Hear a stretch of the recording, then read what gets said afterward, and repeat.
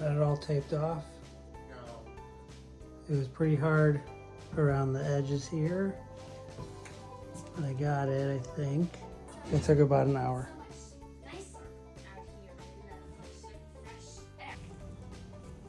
So it's got the paint, see there's like some kind of errors here. So I'm gonna go in, this is the paint that I used on the backboard, the back. I'm gonna go in and I'm gonna detail with a brush, just all of these little imperfections.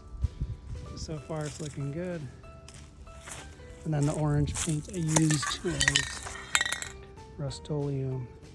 So I took 1 can of this and I took 6 cans of that for the front and back.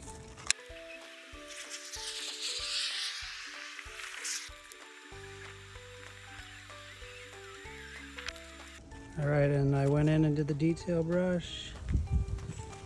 It looks pretty good. I just sprayed the spray paint in a cup, then took a brush, my daughter's art brush.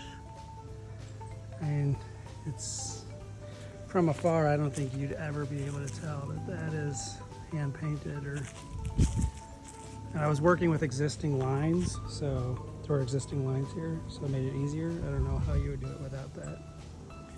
But yeah, now I'm gonna apply either a lacquer or a polyurethane. Figure out what's the best one to do.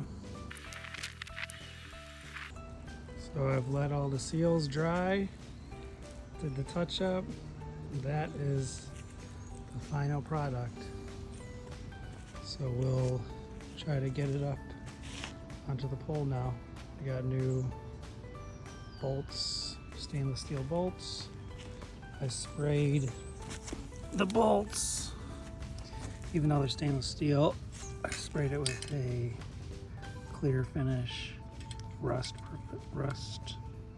protection. Hopefully that stops it from rusting. These are the 4 sprays I used.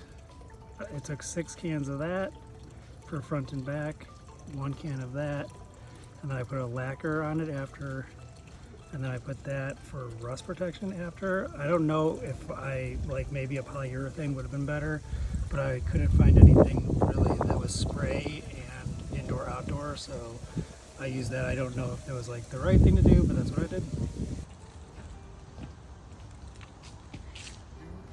We've got 1 here, and then the next 4 are the red.